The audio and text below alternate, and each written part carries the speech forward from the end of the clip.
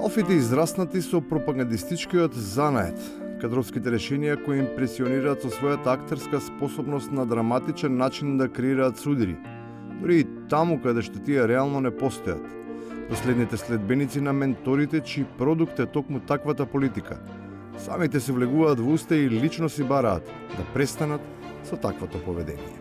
До 12 април е многу битно да имаме една фер и демократска процедура, односно да нема вакви манипулации врз земјоделците. Така за жал ќе биде се до пролет и така не се диши од полните и запалени политички контейнери. Оште и природата си подигрува со воздухот, одбивајќи да и биде макар малку наклонета на земјата. Барем според името, би требало да има таа толку посакувана карактеристика на географската подредница. Оно па времето како забелја сега. Како забелја зимата е ваква каква што е. Може би таа не е како што е, но добро ми дошла на скопскиот градоначелникот и не постои начин како да се оправда милионскиот трошок за чистење на тоа што не наврнало. Особено во ситуација кога за извршување на таа услуга постои од граѓаните платено јавно предпријатие. Затоа не треба да се биде ниту метеоролог, ниту синоптичар, туку само одговорен. Ја веројатно не би бил градоначалник, туку би бил Нобеловец, која би знаел во јуни месец оваа година каков снег имаме во 2021. Значи, јас сум должен да обезбедам да системот функционира.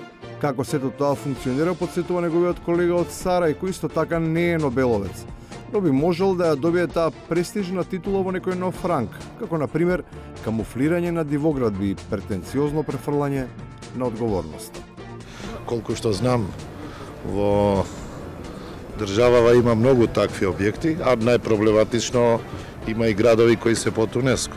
Проблемот на целата држава е тоа што никој не се нафаќа да зачисти, оти ако почне да се чепка под површината на виделина, не само што ќе излезе се, туку и ќе почне несносливо да мирисе. Изчисти 3 јами се усмрде. Значи, у таа бактерија има ли по-лошо?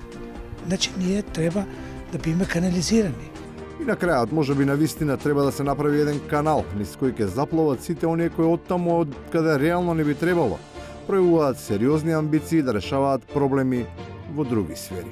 Известно е дека и покрај тоа што обвинителката Вилма Русковска за сега успеа да го тргне случајот, да го стави ад акта, сепак еден ден ќе дојде на површина и ќе мора да се одговара за овие работи. Прањето одговорност е објективно, но пресудувањето е сепак категорија која е својствена за субјективна оценка. А таа во доменот на информирањето под прашалник ја става професионалноста. На тој знак, одговорот секој сам си го дава.